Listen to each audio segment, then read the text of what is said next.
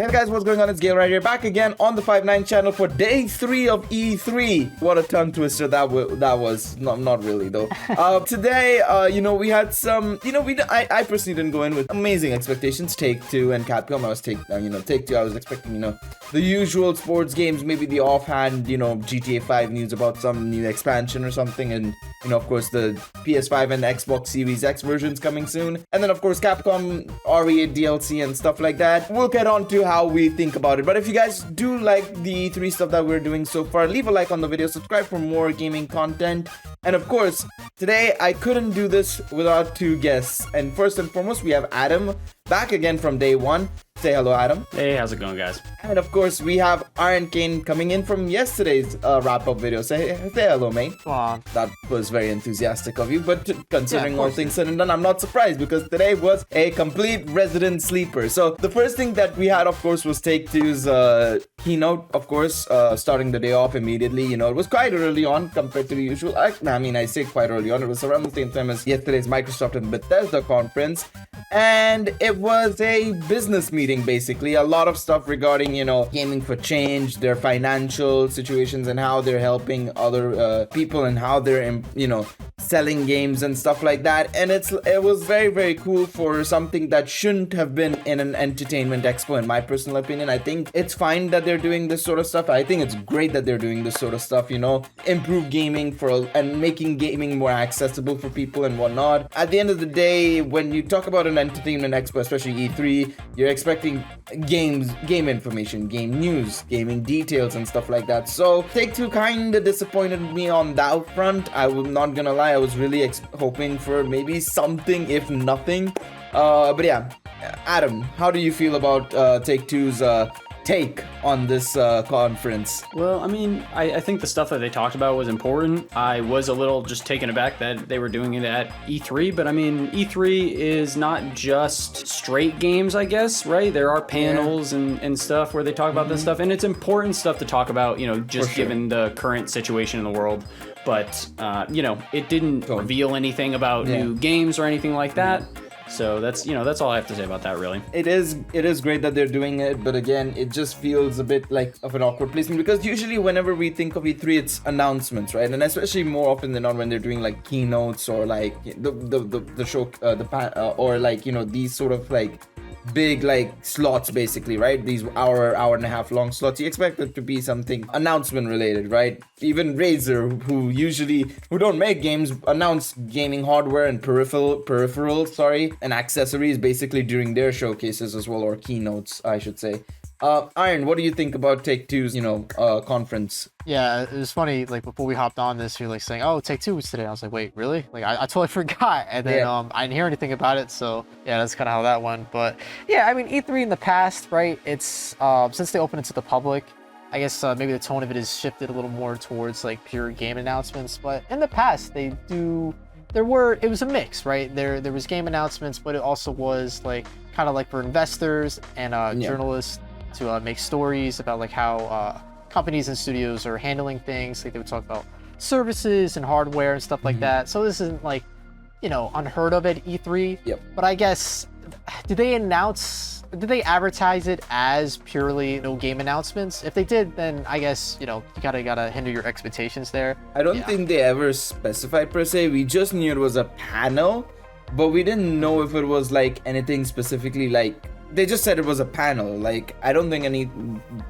was particularly expected from the panel. Maybe, I think a lot of people just thought, oh, if it's a panel, it's just, them bringing on the game developers and, discussing like, what's happening with the game and stuff, right? But to be fair, I think there may have been like an actual place where they might have said it. So I'm just looking at it right now. I'm looking up like what they specify, and it does say that there was a specific like title to it. It was a panel discussion about diversity, equity, and inclusion in the gaming industry. If that was the case, then well, we should have expected it. When it comes to gaming in general, or just looking at the schedule, you don't literally just it usually just says, okay, Take-Two's panel, right? So I think that might have also, a lot of people would have expected something from Take-Two, and one does not do their research like we didn't. Clearly, I didn't know it was I didn't know what was happening. I was just going in like, okay, Take-Two's showcases now. Let me go and see what's happening, right? you're gonna be kind of disappointed, which is completely fine. I can understand that. Like Aaron and Adam mentioned, it's not surprising. E3 used to also have this sort of thing with panels, investors, journalists looking at what they're doing and stuff. But as gamers, I think we can all agree that, yeah, we could have liked, something, right? If nothing.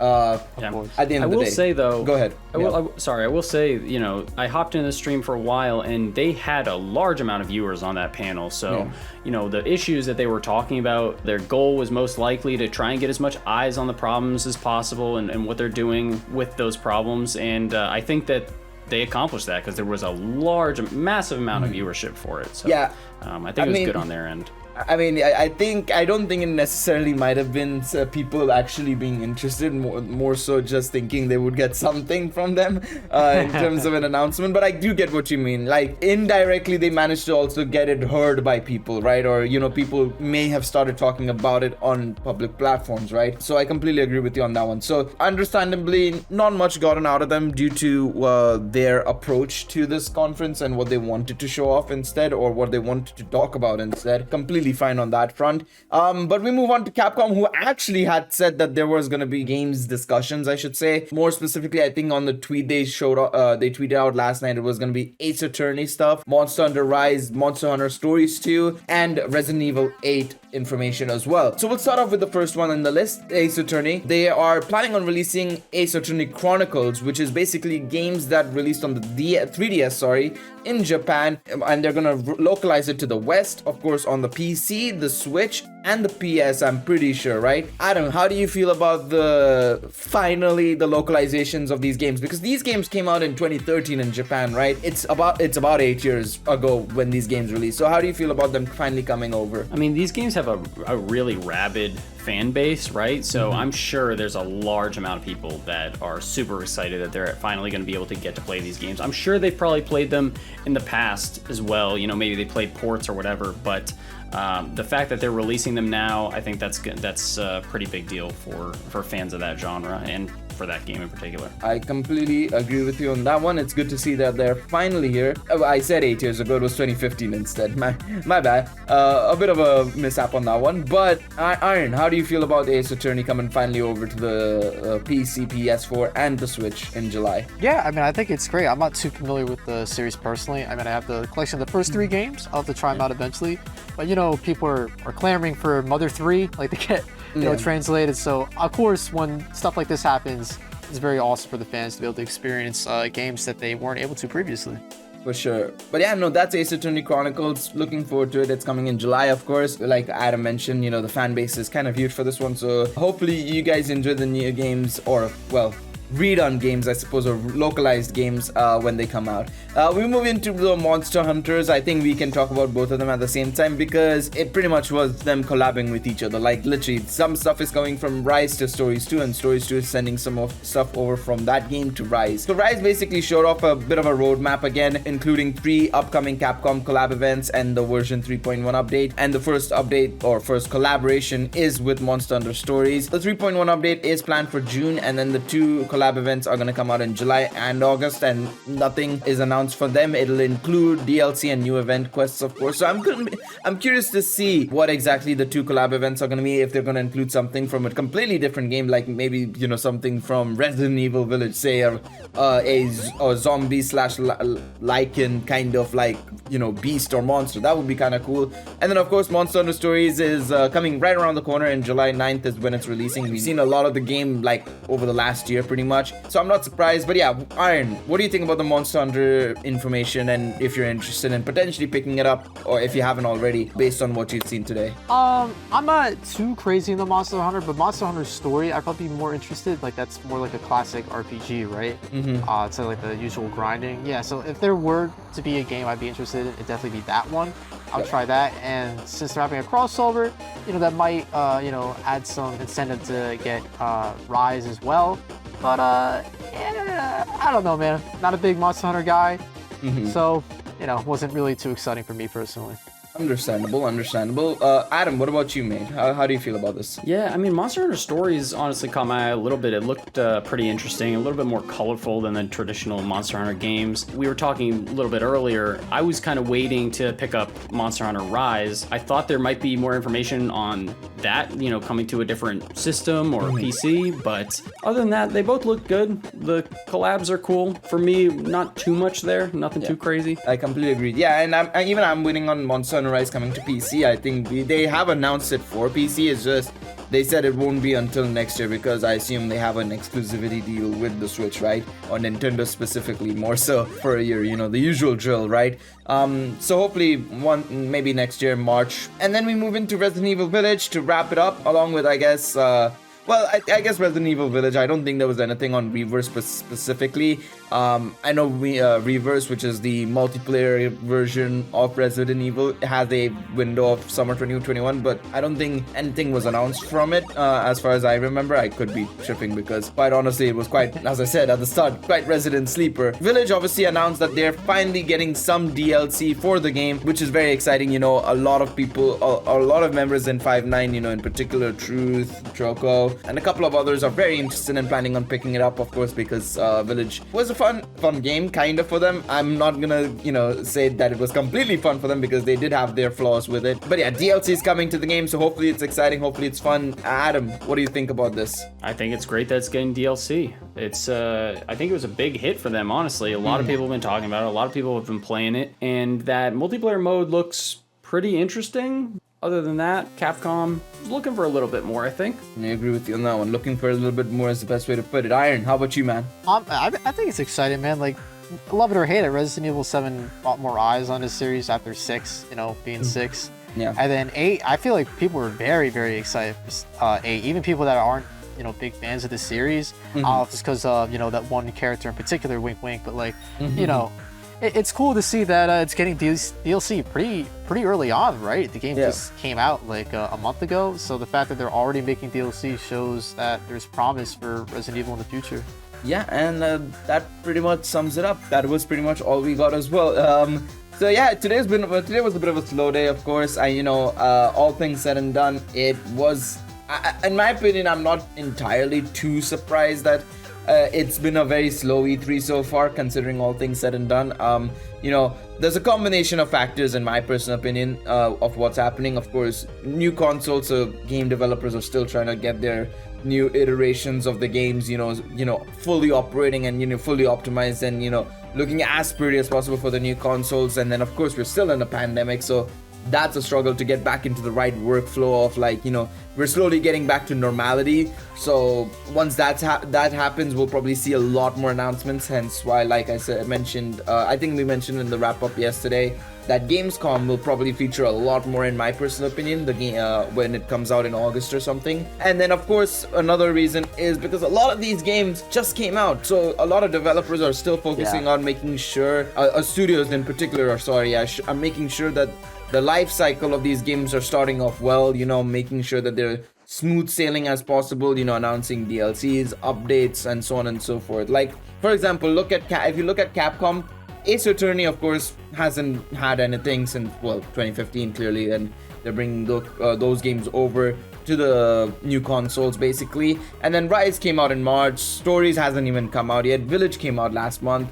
So yeah, it's kind of like they're focusing on making sure everything is having a smooth sailing kind of launch period, right? But yeah, Adam, what do you think? And what are your final thoughts on day 3 and just generally E3 so far? I thought day 3 was pretty weak. Pretty much a nothing burger. I mean, there was really not that much that was announced or that was happening. I mean, obviously, we talked about some things, but overall, not too much crazy stuff going on. Yeah. And, right now, day 2 was really the big announcement so far. It's kind of saving E3, in my opinion. Hopefully, we see more tomorrow from Nintendo. I would imagine that we would. But today, just, not too much there. Some people, you could have just not even showed up and it might have been the same kind of response. But that's E3 for you. Sometimes there's good stuff, sometimes there's bad stuff. I think the pandemic definitely played a role, and same with the console generations changing. It really, not too much happened today. 100% agree with you on that one. It definitely seemed a lot slower. Like, I'd probably say this was the weakest day out of the 3 days we've had so far. Day 1, second, and then of course, as you said, day 2 being on top with Microsoft, Bethesda knocking it out of the park. To be honest, yeah, it felt like Bethesda and Microsoft were the most normal out of all 3 days, or all the press conferences we've had so far. Everybody else has been kind of, they've not been their usual selves. They've been weaker than their usual performance. But that's neither here nor there. Iron, what about you, man? Final thoughts on today's events, I suppose. I can't really speak for 2K because I didn't personally watch it, but for Capcom, like, in their defense, right, they just came out with the Devil May Cry 5 like upgrade recently. Yep. Resident Evil 8 just came out, right? So like a lot of their heavy hitters just recently released, so it's kind of like they already, you know, kind of shot their load, you know. Exactly. Like they're on cooldown right now. Yeah, I agree. But Ace Attorney fans ate good today. You know, Monster Hunter fans ate good today, but like people, like, you know, if you're a Mega Man fan, if you're a Street Fighter fan, Marvel vs. Capcom, you're looking for something like that, you must have been pretty disappointed, you know? But I had my expectations low, so I wasn't really too burned by today's showing. But, you know, if you were hoping for a new title from the series I just mentioned, like, you must have been pretty disappointed. And I feel you, man, because they ended off today's showing with like some esports stuff. Like, it was crazy. It's just like, that's how you want to, like, no disrespect to esports, but I don't know, man, to dedicate that to the ending? I don't know. There was some filler stuff. Yeah. Yeah, it's kind of weird that they've paid these slots, and it's just like it kind of felt, you know, put together last minute at a point, you know. But it's just a bit of a surprise that it was so weak, in my personal opinion. I still think they could have done well with what they had, plus maybe another game. I think they could have just thrown in there, you know, oh, this is coming, you know, kind of done what Todd did with Elder Scrolls. Just announce it, and then if it doesn't have a date, as long as we know it's working in development. I think that would have been fine as well, right? Overall, I'm not surprised. Again, like Aaron mentioned and I mentioned earlier on, you know, games just came out from Capcom, so I'm not entirely too shocked. But hopefully tomorrow is a better day. Day 4 is bringing us Nintendo and Bandai. So hopefully that's gonna be super hype. Of course, we know Nintendo has a 40-minute presentation, and I don't know what Bandai has, but we'll see what they bring us tomorrow. But yeah, thank you, Adam and Iron, for joining me today for this wrap-up. Obviously, if you guys enjoyed this video, leave a like as per usual. Subscribe for more E3 content and gaming content on the 5-9 channel. We will be back for day 4 with that wrap-up. Until then, hopefully you guys have a lovely rest of the day. Peace out, everybody.